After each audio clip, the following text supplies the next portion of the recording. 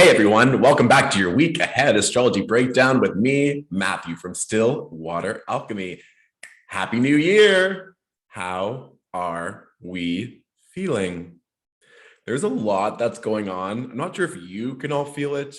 And even pandemic aside, it feels like it's the calm before so many blessings are about to rain upon us. And I think, like with anything in life, when you're so close to hitting the gold mine, the jackpot, all your dreams coming true, everything will seem like it's an obstacle in your way, whether it's getting sick, a delay, something not going through, someone you really like saying no, whatever it is, please, please, please trust in the process.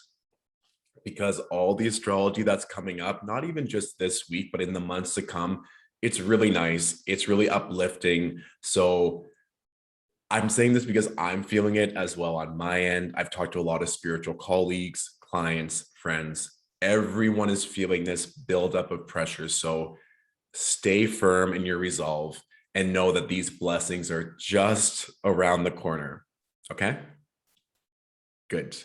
Also, speaking of a brand new year, I have some goodies and some new products that I wanted to share with you all. Of course, we just had the Capricorn New Moon on the weekend, so that workshop is available for everyone. As well, we have our 2022 Astro Guide. It chronicles every single month, and I go through every single transit, every lunation, every prominent auspicious date every month, and I break it down to let you know what to expect for the year ahead. So if you're one that likes to plan, see how these transits are going to manifest, or just want to enhance your own astrological knowledge, I'll put the link below in the comments.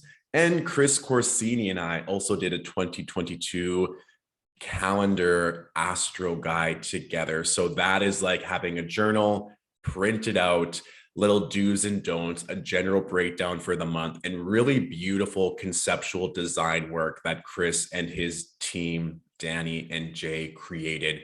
It's stunning. Just for the concept alone, I would buy it.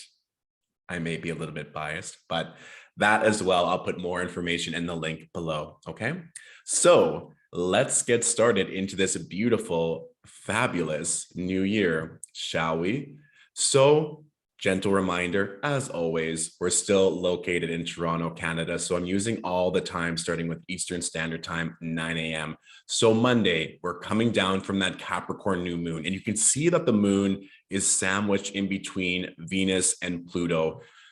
And there's also a lot of Saturn influence, given that all these planets that we have currently are in Saturn-ruled signs. We have the Sun, Venus, the Moon, and Pluto in Capricorn, and then Mercury recently in Aquarius, along with Saturn. So this really is, if you think of January, what do we think of? Start of a year, but also New Year's resolutions, that structure, that order, that foundation. What do we want to grow off of? So of course, this will probably be on everyone's mind, especially with the moon in Capricorn. It's let's get things done. Let's prioritize. How can we work efficiently here? But also too, don't be surprised if manifestations happen very quickly, especially if you did the ritual work over the weekend and on Sunday during that new moon, because the moon is right in between Venus and Pluto. So that could really exaggerate things or really make things clear on what you need and what you want to pursue moving forward into the week, the month, the year. So please take time on Monday to get grounded. If you haven't done any new moon work, to perhaps have some time to be intentional, to be mindful, to journal, just to see what comes up, because a lot of things can happen. And that's one of the points or one of the gifts of this work, that when we get very clear and very focused, those downloads can come in right away and the manifestations can happen just as quick. So there does seem to be a lot of that happening right off the start of this week. When we get to Tuesday, when I was looking at this energy, it almost seems like if you ever have done an intense bout of exercise, or let's say a spin class, where you're on one of the final tracks and your body wants to give up and you're exhausted, but you know that you're about to hit a new personal best, or there's just 5 more minutes left. And then if you can complete this, you're going to be that much stronger and faster and more proud of yourself for persevering. That seems like the energy of a Tuesday because we have the moon conjunct Saturn and we also have the moon sextiling Mars. So this energy of, yes, there might be something that you really have to focus on, or there might be some news or correspondence that might be tricky to tackle or to integrate, given that the moon is here with Mercury and Saturn. And the moon is also making a square to Uranus. So it just kind of seems like there might be a lot of news bombarded, lots of different regulations or structures or things that are just out of your control. But if you can persevere and not let the stress bog you down, you're going to finish the day and being like, oh, that used to be extremely stressful, but now potentially with different structures in place, different mindsets and beliefs supporting you. Again, we're really feeling into this Capricorn energy coming off of the new moon, that it isn't something that bothers you anymore, or you don't let this frenetic energy from all around you hold you down. And I mean, of course, kids are going back to school. Everything's changing day by day by the news. So this can also be related to that, with the moon conjunct Mercury, squaring Uranus, of just a lot of different news sources, information that's causing some stress and limitations with Saturn here as well. So being open to that, staying in your lane and just allowing what you need to be done. And if you have the space to hold for others, do so. But like I said, there is a lot of potential for intense frenetic energy to bog you down. And so only be of service and reach out. And I would probably avoid the news if I were you. So practice discernment, patience, and grounding on Tuesday for sure. Once we get to Wednesday, this is kind of fun on Wednesday for me, because now we have the sun and Venus within 5 degrees of one another. They're getting closer and closer to that cazimi that's happening on Saturday, which I'll get to. But for me, this can be something of, when a planet gets closer and closer to the sun, it's known as being combust the sun. And when it gets extremely close to the sun, it's said to be cazimi the sun. When it's combust the sun, it can be things that are going on behind the scenes or in the shadows or in secret or more introspective. So we may feel, starting Wednesday, moving on to Saturday, that the lessons of this specific Venus retrograde are becoming more prominent. And it may even be the catalyst from a few days ago, like Monday and Tuesday. Now lessons come up and you're like, I need to deal with this relationship or my fear around money or self-love. It could be anything. Part of me intuitively feels like there might be something hidden or a secret lover or something even forbidden, in fact, that you don't want to tell other people. And this can be fun and sexy in a way, but can also be trepidatious or problematic. And it doesn't necessarily have to be like a lover that you're hiding or having a secret affair. It could just be that you and your partner, for example, have committed to eating healthy, but then at 2 a.m, you're sneaking down and eating cheese in the fridge. Like, it could be things that you're doing in secret that are going against things that are going to bring you more love and joy in the future. So just be careful of self-sabotage or going against yourself, or even if other people are seeming like shady or deceptive. I just feel intuitively like there might be a lot of things going on behind the surface or in the shadows that we need to be aware of. And I personally am a firm believer that if you're being honest and addressing your shadows, you're not going to attract any other shady behavior or people.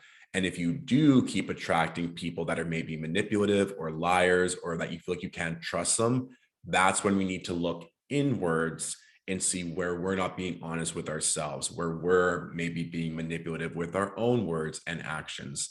So this can be one or the other. A positive manifestation could simply be that there is a new romance, a secret admirer coming through. But I just want to reiterate that was kind of coming through, especially now that they're within a 5-degree orb, that there may be the shadows of this Venus retrograde or something hidden that may come up. So just to be aware as we progress through the rest of the week. Okay. But now we move on to one of the best days of the week, in my opinion. Like we always say, contraction, expansion. So Thursday, we have the moon conjunct Jupiter in Pisces. Now that we have Jupiter back in its home sign, this is a very fertile, abundant, blessed transit whenever the moon is in Pisces conjunct Jupiter, co-present Neptune. For those of you who are trying to get pregnant, this is the aspect I want you to focus on for the week. This exact conjunction between the moon and Jupiter happens at around 10 p.m. Eastern Standard Time on Wednesday, January 5th. This is really nice energy, especially because we just came off that new moon energy. Now we have the moon conjunct Jupiter. So have fun on Wednesday. You know what they say about Wednesdays. And if you're not trying to get pregnant, you've been warned.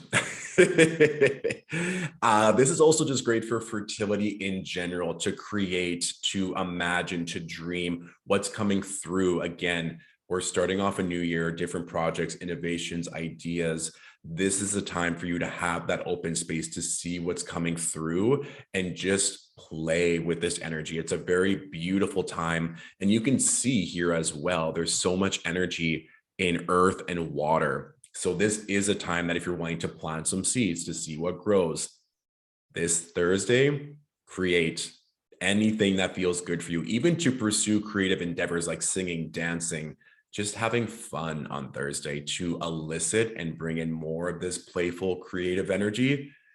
It's a win. Also, this is very like sexy, dreamy, romantic energy, which spills over onto Friday, especially now that the moon is conjunct Neptune and the moon is making sextiles to everything that we have in Capricorn. So Friday is like the day, of course, given it's ruled by Venus. Have some fun, go out, have a date night, play, release some stress. This is a time to just enjoy and to have some fun. So please, please, please take advantage of it. Some of you may also just feel like you want to be a bit more introverted and be on your own. That's perfectly fine. This moon conjunct Neptune energy is also just great to get lost in fantasy, books, novels, TV, whatever feels good. And I'd also suggest whatever you're trying to manifest, potentially watch that or read that. So if you're trying to attract love, watch a great love story. I know for me, whenever I watch The Notebook, I literally bawl at the final scene. It's also two Scorpio actors that are the leads in that film, Ryan Gosling and Rachel McAdams. So that is a very big vibe. But if you're trying to attract wealth and watching a TV show or a movie where there's so much wealth and prosperity that you are absorbing, whenever you have kind of like a moon Neptune transit, it is being very cautious of what you're absorbing energetically, as that's going to be linked emotionally. So that's what I would do if you're going to be staying in on Friday and don't want to be around people per se, then to just surround yourself with the energy that you're wanting to attract.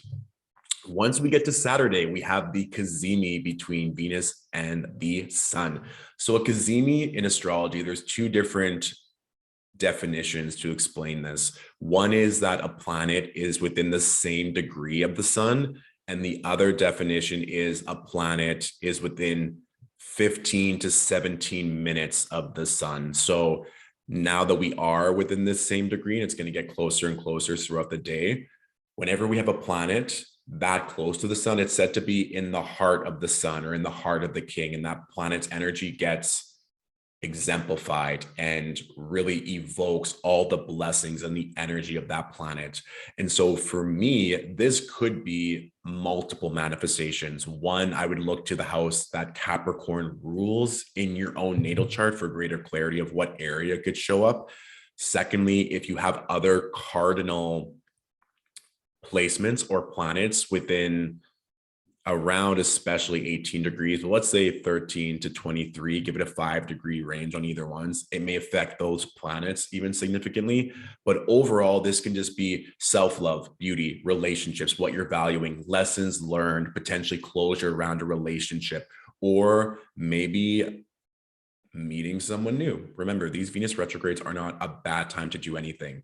Please remove the stigma and fear around retrogrades. It could be a time where you finally have done all the lessons to now welcome in someone and totally feels aligned. So maybe you went on a really cute date on Friday and now Saturday it just feels serendipitous and you're getting to deepen that bond even further.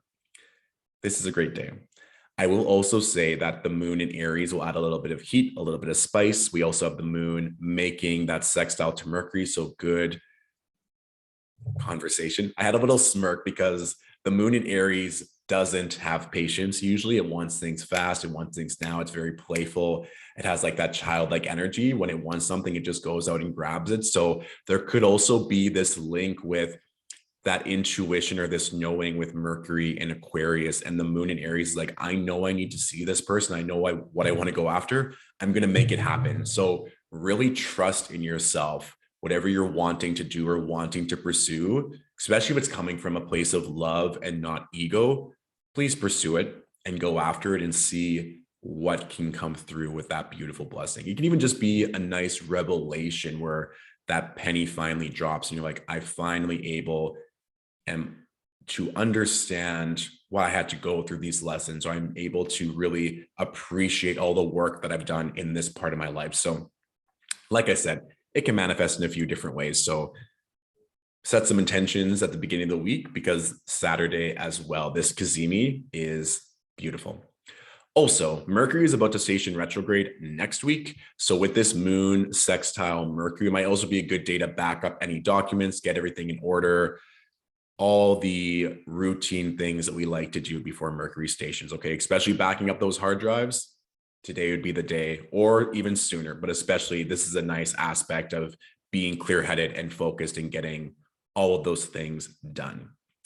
And then Sunday, we have the moon in Aries making an applied trine to Mars in Sagittarius, but we also have the moon making squares to Venus, the sun, and Pluto. So for me, this could also be a little bit devious or a little bit tempting of wanting to do things that could potentially unhinge all the progress you've done, or wanting to do something bad or naughty or something that's very like tempting. Like I said, I don't want you to negate or lose all the progress you made. Or if there's something that, like we said at the beginning of this video, where you can feel like everything is so close, but it's not there yet, please do not give up on yourself and go back to old habits or old levers. Like this for me is token that maybe you now have made a major breakthrough. And then of course that old ex or that old lover messages you with a very tempting offer or wants to get back together.